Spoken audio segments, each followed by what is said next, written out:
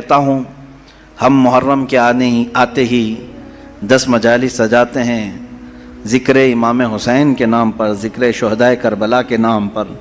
ये कोई नई बात नहीं है, बरसों से ये रीत चल रही है और हमारे मशाइख, हमारे उलमा, असलाफ सबों ने सुनाया और हम तक मुंतकिल किया।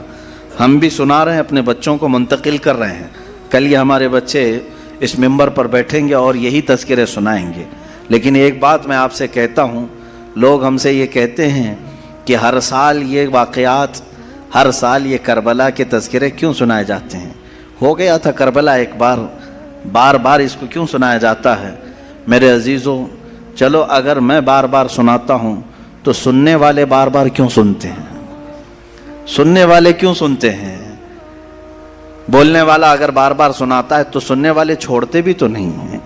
बात पता ये चलती है कि ना बोलने में ये पुराना लगता है, ना सुनने में पुराना लगता है। हुसैन आज़म के ज़िक्र में जिद्दत है, लज्जत है और एक नयापन है। और इन्हीं मजालिस के सदक़े हम बहुत सारे तज़किरे भी कर ले जाते हैं। अज़ीज़ान गिरामी, ये तमाम हमारी महफ़िल का सबसे पहले मैं शुक्र बजा लाता हूँ रब्बे ज़ुल जलाल की बारगाह में। उस कायनात के खालिक ने, हम सब के पालनहार हकीकी ने हमें इस दुनिया में वजूद बख्शा और फिर हुक्म ये दिया कि तुम ज़मीन पे चलने वाली चीज़ों को गौर से देखो। कुल इंजुरू माज़ा फ़िस समावाति वल अर्ज़, तुम आसमानों में गौर से देखो क्या क्या चीज़ें हैं। ये क्यों देखने का हुक्म बार बार रब ताला हमें फरमाता है, इसलिए कि तुम मुझ तक पहुँच सको, रब ताला की मारिफत तुम्हें हासिल हो जाए। इंसान का इस दुनिया में आने का एक मकसद यही है कि वो अपने खालिक को पहचाने, अपने मालिक को पहचाने, अपने रब को, अपने पालने वाले को पहचाने। और दुनिया यहाँ हर एक को पहचानती रह गई और रब्बे ज़ुल जलाल जिसको पहचानने के लिए भेजा गया था उसकी तरफ तगोदो भी नहीं किया, मेहनत भी नहीं किया और पूछा भी नहीं। मेरे अजीज़ों, लाखों रास्ते हैं उस मौला को पहचानने के, उसके बावजूद आज लाखों इंसान गुमराह हैं, मुशरिक हैं, काफिर हैं। कुछ तो खुदाए ज़ुल जलाल का इनकार करने वाले और कुछ गफलत में मौजूद हैं। लेकिन वो खुश नसीब इंसान है जिसे अल्लाह की मारिफत हासिल हो गई। रब ताला ने अपनी तरफ उसे रास्ता दे दिया और वो अपने मालिक को पहचाना और अपने सर को महफूज रखा सिर्फ उसी बारगाह में झुकाने के लिए। वो दुनिया का अजीम इंसान है, वो दुनिया का खुश नसीब इंसान है। बाकी सब जो भोले भटके हैं, रास्ता भटके हुए हैं, उनके लिए हमें कहा गया कि तुम उन्हें सीधे रास्ते की तरफ बुलाओ। आज से हमारी ये मजालिस इसी ज़िम्न में भी होंगी कि हम उन भोले भटकों को दावत देने के लिए बैठे हैं जो अपने रब को पहचानने से और रब के ताला के अहकाम से बगावत कर के फिर रहे हैं। अज़ीज़ान गिरामी, अब आप सब की बारगाह में जो चीज़ें मैं अर्ज़ करने जा रहा हूँ वो बहुत तवज्जो से सुने, तवज्जो से सुने कि यकीनन अल्लाह अज़्ज़ा वजल रब्बे ज़ुल जलाल, उसकी बहुत सारी सिफ़ात हैं। 99 सिफ़ात आपने सुना भी होगा। अस्माए हुस्ना में अल्लाह रहमान है, रहीम है, करीम है, हलीम है, अज़ीम है, गफ़ार है, जब्बार है, सत्तार है, क़हार है। ये सब उसकी सिफ़ात हैं और हर सिफत को पहचानने के लिए ज़िंदगियाँ लग जाती हैं।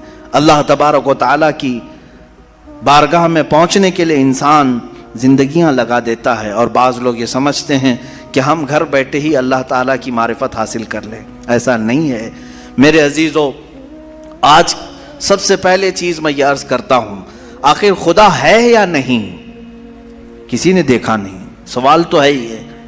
हम तो चले रिवायात के एतबार से, हमारे घरों से हमें जो इल्म दिया गया है हमारे माँ बाप की तरफ से, और माहौल ने हमें जो इल्म दिया है वो यही है कि हम बोलने के काबिल हुए उसी वक्त हमें कहला दिया गया था ला इलाहा इल्लल्लाह, अल्लाह के सिवा कोई माबूद नहीं। हमें अल्लाह के वजूद का बहुत बचपन में ही इल्म दे दिया गया। लेकिन हम बढ़ते बढ़ते अब ज़माने को देखने लगे तो पता चला कि यहाँ बहुत सारे दहरिये भी हैं, एथिस्ट हैं, जो खुदा का ही इनकार करते हैं कि खुदा है ही नहीं, कोई दीन है ही नहीं। आज मैं उनके सिलसिले में अर्ज़ करूँगा कि आखिर ऐसा कैसे हो सकता है کہ کوئی خدا ہی نہیں. یہ اور بات ہے کہ ایک ہے، دو ہے، کون ہے، اس پر الگ بحث. لیکن جن لوگوں نے کہا ہے ہی نہیں، تو مجھے تعجب ہوتا ہے کہ آخر عقل تمہاری ہے یا نہیں. عقل سے اگر سوچو گے تو پھر تمہیں مجبوراً کسی نتیجے پر جانا ہوگا. امام اعظم ابو حنیفہ رضی اللہ تعالیٰ عنہ دہریوں کے لیے کھلی تلوار تھے. دہریہ کس کو کہتے ہیں؟ جو خدا کا ہی انکار کرتا ہے، یعنی کوئی نہیں ہے، نہ بھگوان ہے، نہ خدا ہے، کوئی چیز ہے ہی نہیں، ہم خود سے چل رہے ہیں. امام اعظم رضی اللہ تعالیٰ عنہ کی بارگاہ میں ایک جماعت آئی ملحدین کی، اور وہ تلواریں لے کر کے ہی آتے تھے کہ موقع پا کر کے انہیں قتل کر دیں. ایک دن امام اعظم ابو حنیفہ رضی اللہ تعالیٰ ان کی جماعت کو آتے ہوئے دیکھا، اور اچانک آپ اپنی مجلس سے کھڑے ہوئے اور کہنے لگے میں کچھ گہری سوچ میں ہوں. وہ قریب آئے اور پوچھا کیا سوچ رہے ہیں آپ؟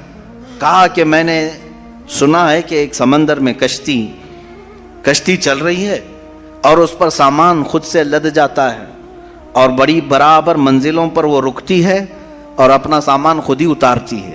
نہ اسے کوئی چلاتا ہے، نہ لوڈنگ ان لوڈنگ کرنے والے کوئی مزدور ہیں. وہ خود بخود سامان لیتی ہے، خود بخود سامان اتارتی ہے.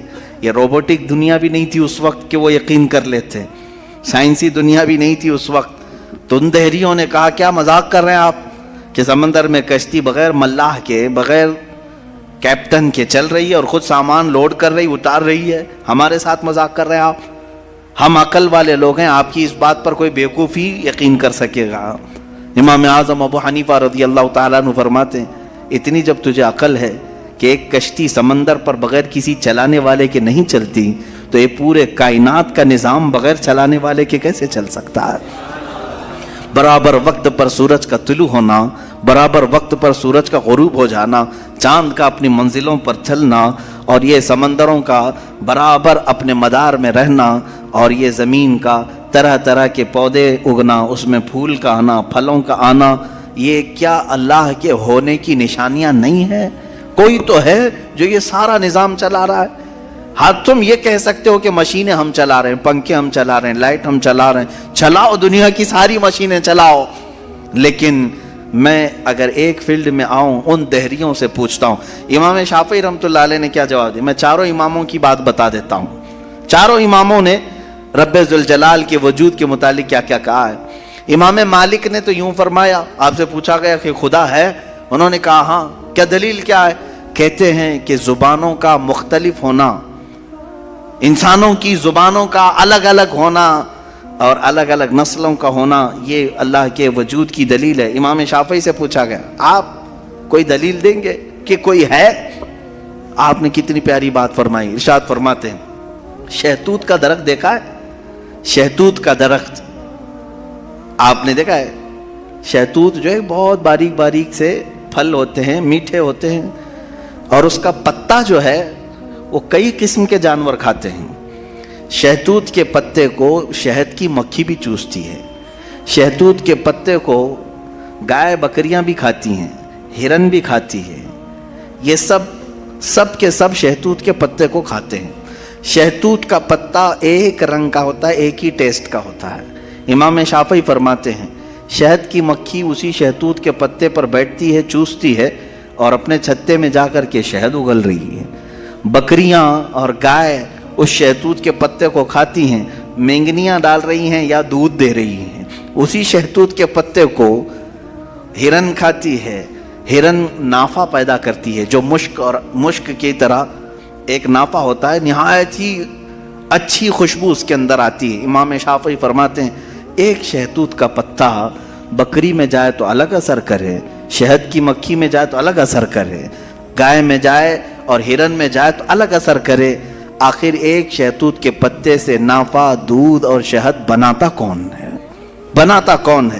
اسی میں امام شافعی فرماتے ہیں ہم روٹی کا ایک ٹکڑا کھاتے ہیں، روٹی کا ایک ٹکڑا کھاتے ہیں، اندر جسم میں یہ روٹی جانے کے بعد آپ سب کو معلوم ہے اس میں سے کچھ حصہ گوشت بنتا ہے، کچھ حصہ خون بنتا ہے، کچھ حصہ پیپ بنتا ہے، کچھ حصہ منی بنتا ہے، باقی کا بچا ہوا فضلہ پخانہ بن کر نکل جاتا ہے.